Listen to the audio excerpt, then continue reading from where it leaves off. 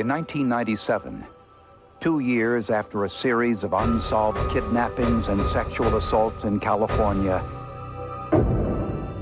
one of the victims suddenly recalled an important detail of the crime she never told police. She left some forensic evidence in the assailant's vehicle. Evidence that left quite an impression.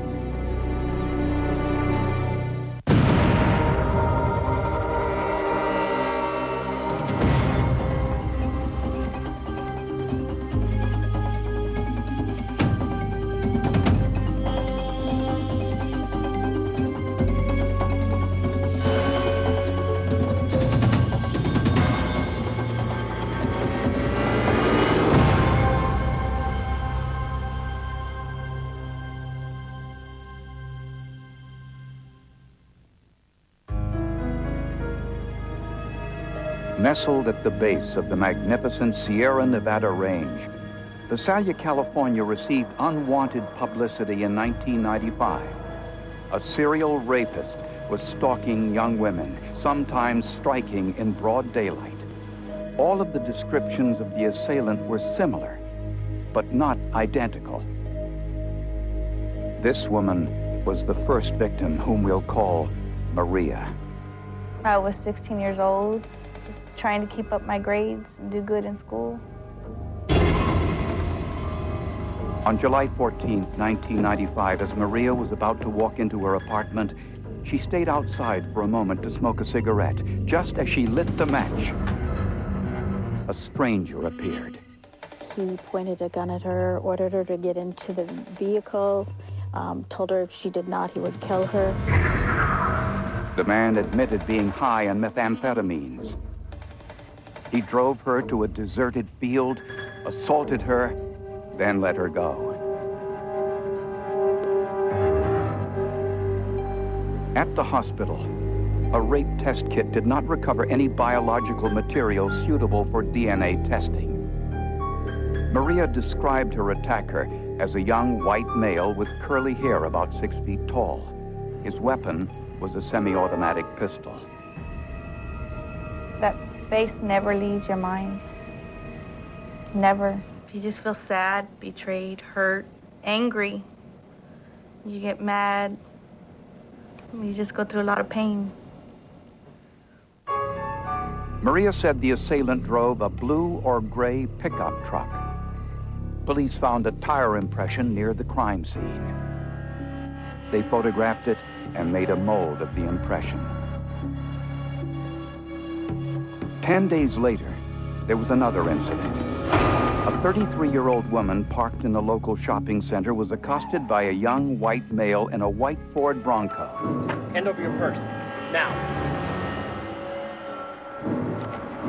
I'm gonna enjoy giving it to you. Oh, you creep! She challenged him verbally, and he fled.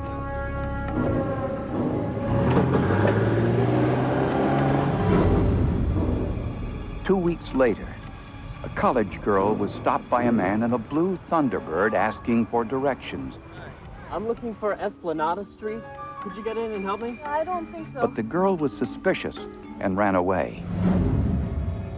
Later that morning, the same man stopped a young woman we'll call Anne. Just tell me how to get to Spinoza Street. All right, what you're going to do is you're going to go 3 blocks straight. Yeah, actually, would you mind getting in the car and just driving with me to show me? Anne agreed to show him where to go. Okay. To look at him, he was the type of guy who you could imagine luring the girls in a car because he looked relatively clean-cut, was relatively soft-spoken. He had a nice vehicle. Along the way, he stopped behind a dairy barn saying he needed to get some fresh air.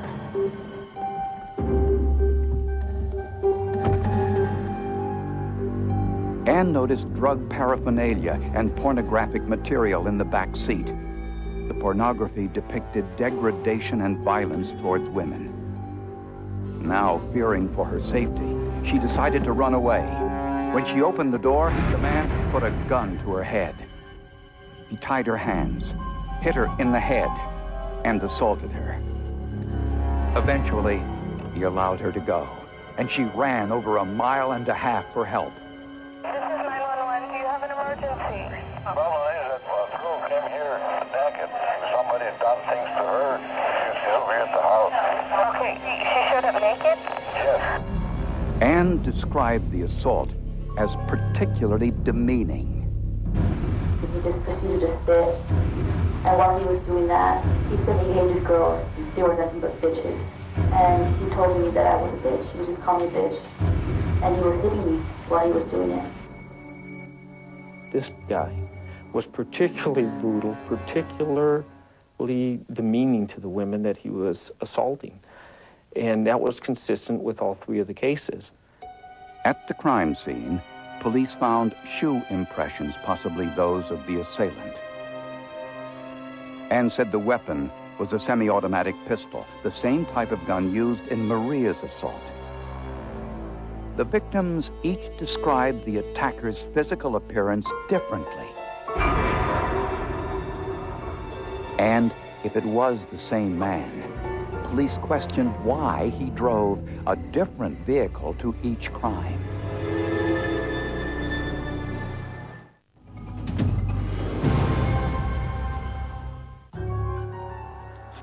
Detectives in Visalia, California were investigating 4 separate incidents involving attempted kidnapping, robbery, and sexual assault. In each case, the perpetrator was described as a tall, young white male carrying a semi-automatic pistol. He left little forensic evidence behind, a shoe impression at one crime scene and some tire impressions at another.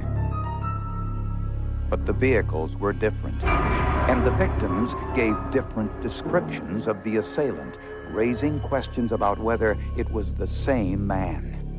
There was a discrepancy in the height, which often occurs when you're attempting to describe an assailant who has just sexually assaulted and abused you at gunpoint. There was also some issues with regard to describing the suspect's hair, his hair length. The first break in the case occurred when police in Fresno, California, about an hour's drive away, arrested a man they suspected of committing similar crimes there. We found out that a similarly described suspect with a similar vehicle had attempted 2 separate kidnapping incidents up in their city. Later in the day, actually the same day that our victim here in town was confronted. To see if this was the same man assaulting women in Visalia, police showed the victim, Maria, a photographic lineup that included the Fresno suspect. But Maria could not identify any of the men. It's not these guys. Next, police showed the lineup to Anne. Yeah, that's him. I'm pretty sure that's him. We placed that photo lineup in front of our one victim, and she positively identified him. Now, Visalia police were convinced they had their man. But there was a problem. In their initial interviews with police, both Maria and Anne described their attacker as having very little chest hair.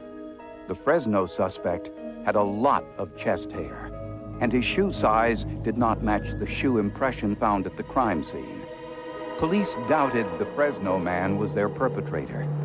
Their suspicions were confirmed a few days later when the crimes in Visalia started all over again.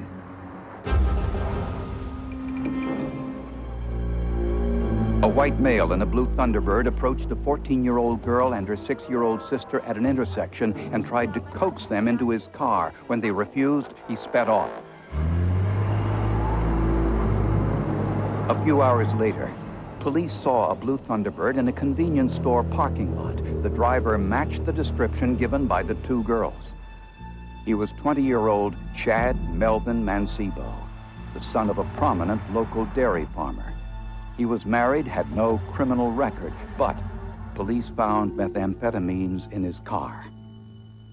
The MO of his attacks on these women were indicative of someone who was using methamphetamine or crank pretty heavily. He was very aggressive.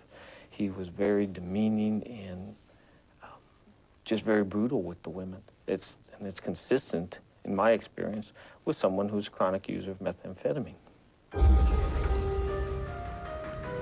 I know you've done this before, Maria. I need you to take a look. In a photographic lineup, Maria positively identified Mancebo as the man who assaulted her. She was visibly shaken. She began crying, as I recall, and was obviously quite upset, and I'm sure brought back the memories of that day when she was in fact kidnapped and brutally raped. But Maria said her assailant's vehicle was a pickup truck, not a sedan. Police found no evidence Mancebo had ever owned a pickup truck.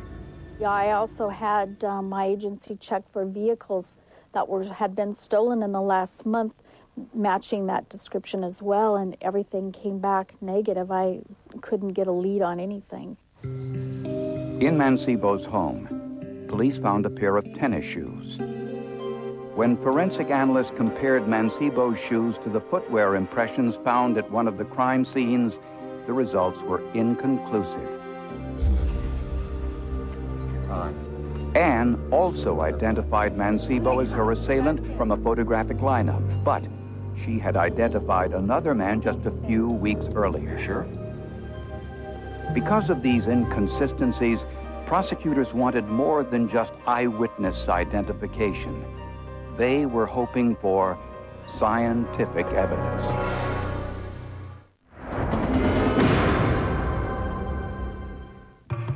That's him. On the strength of the eyewitness identifications, 20-year-old Chad Mancebo was arrested for the kidnapping and sexual assault of Anne and Maria. What was so horrific about the case was that it involved such horrendous acts of violence.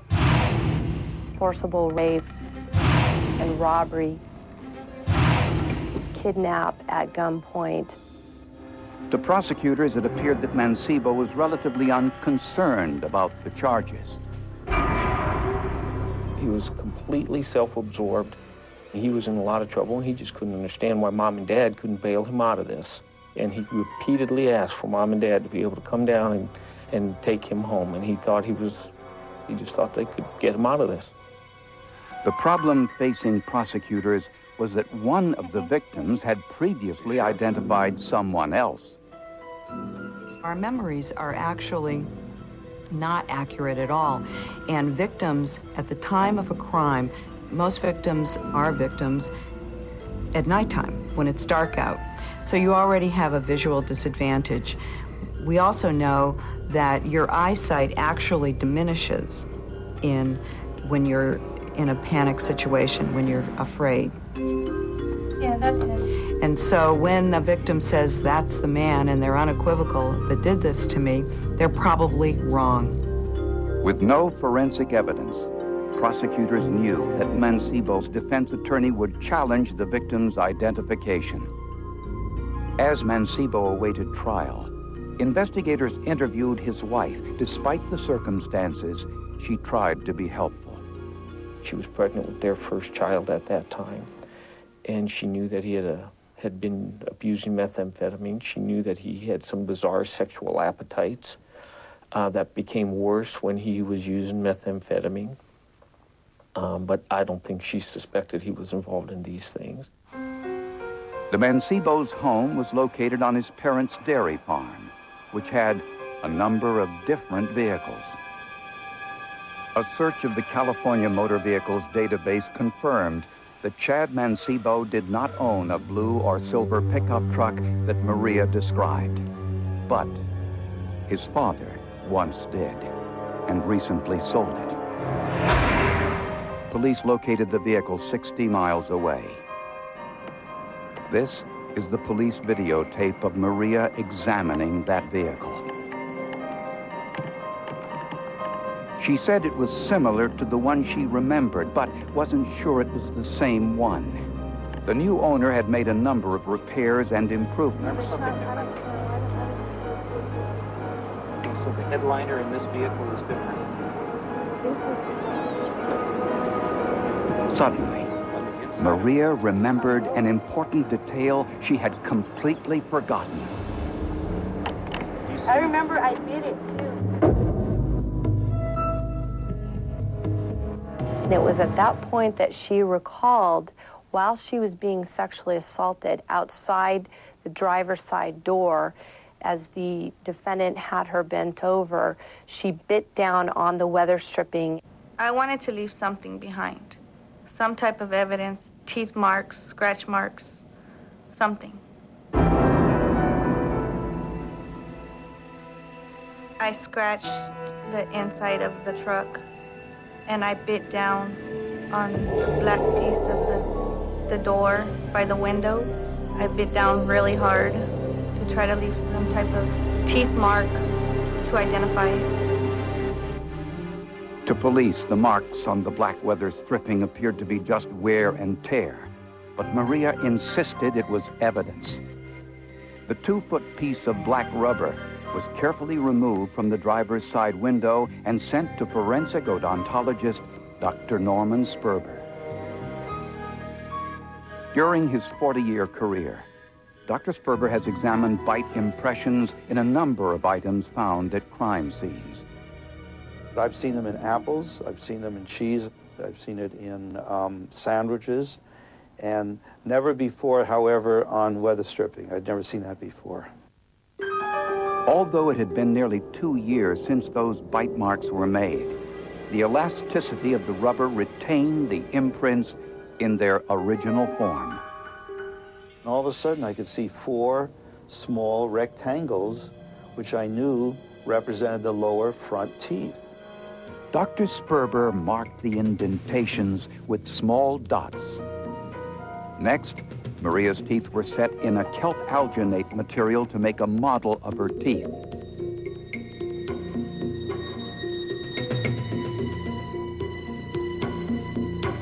When Dr. Sperber compared Maria's dental impressions to the bite marks in the weather stripping, he discovered a clear match.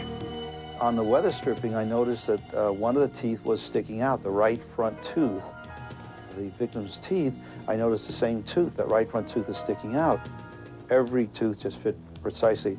I'd never really seen a match quite so good on inanimate object before.